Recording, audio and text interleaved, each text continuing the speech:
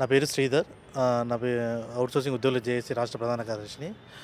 మేము గత 3 సంవత్సరాల నుండి ఉద్యమాన్ని నడుపుకుంటూ, జేఏసీ నడుపుకుంటూ ముందుకెళ్తున్నాము. రాష్ట్ర అవుట్‌సోర్సింగ్ ఉద్యోగుల తరపున కొట్లాడుతున్నాం. ఆ రోజున ప్రభుత్వానికి, ఈ రోజున ప్రజాపాలన ప్రభుత్వం మీద కొట్లాడడం కాదు, అదొక విరోచిత పోరాటం చేసుకుంటూ మా ఉద్యోగుల భవిష్యత్తు కోసం కొట్లాడుతున్నాము. మా సమస్యలు తీరుతలేవు. ప్రభుత్వ కార్యాలయాలు, ప్రభుత్వ శాఖలు కావచ్చు, ఏ రంగ సంస్థ ఎటు చూసినా కూడా అది ఆధారపడేంత అవుట్‌సోర్సింగ్ ఉద్యోగుల మీదనే.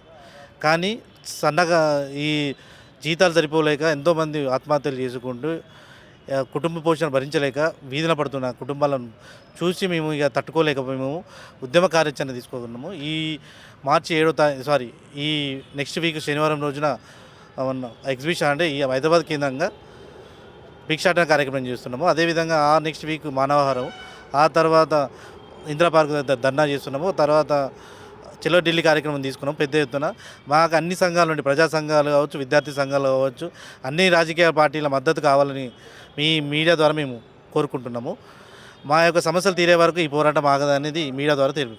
అంటే ఈ భిక్షాటన ప్రోగ్రాంలో అంటే ఇక్కడున్న హైదరాబాదు వరకేనా లేకపోతే అన్ని జిల్లాలో పాల్గొన భిక్షాటన అనేది ఓన్లీ హైదరాబాద్ కేంద్రంగా పెట్టుకుంటున్నాము. ఈ మానవారం మిగతా అన్ని కార్యక్రమాలన్నీ జిల్లాల నుండి స్టార్ట్ అవుతాయి. అంటే ఇక్కడ డిస్టిక్లో ఒకడ వాళ్ళు ఏ డిస్టిక్లో ఉన్న ఆ రాష్ట్ర నాయకత్వం వెళ్ళి బాధ్యత తీసుకొని మానవార కార్యక్రమం చేస్తాం. అంటే ఇన్ని ప్రధానంగా డిమాండ్ ఏం చేస్తున్నారు?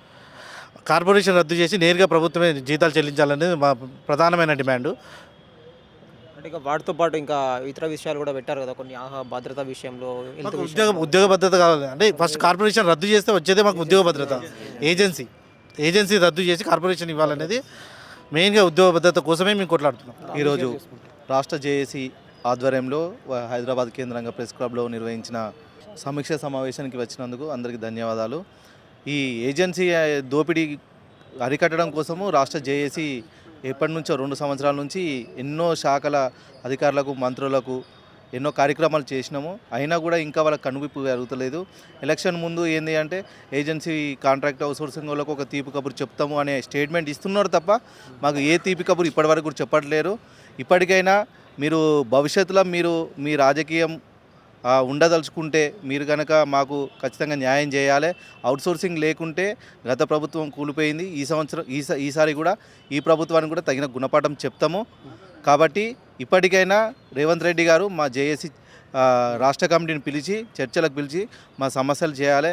మాకు ఉద్యోగ భద్రత, ఆరోగ్య భద్రత కంపల్సరీ నెరవేర్చాలి. మహిళలకు ప్రసూతి సెలవులు ప్రకటించాలి. ప్రతి ఒక్క అవుట్సోర్సింగ్ ఉద్యోగిని ఎవరినైతే తొలగించిల్లో వాళ్ళని వెంటనే నెలలోపు ఖచ్చితంగా విధులోకి తీసుకోవాలని కోరుచున్నాము. Thank you.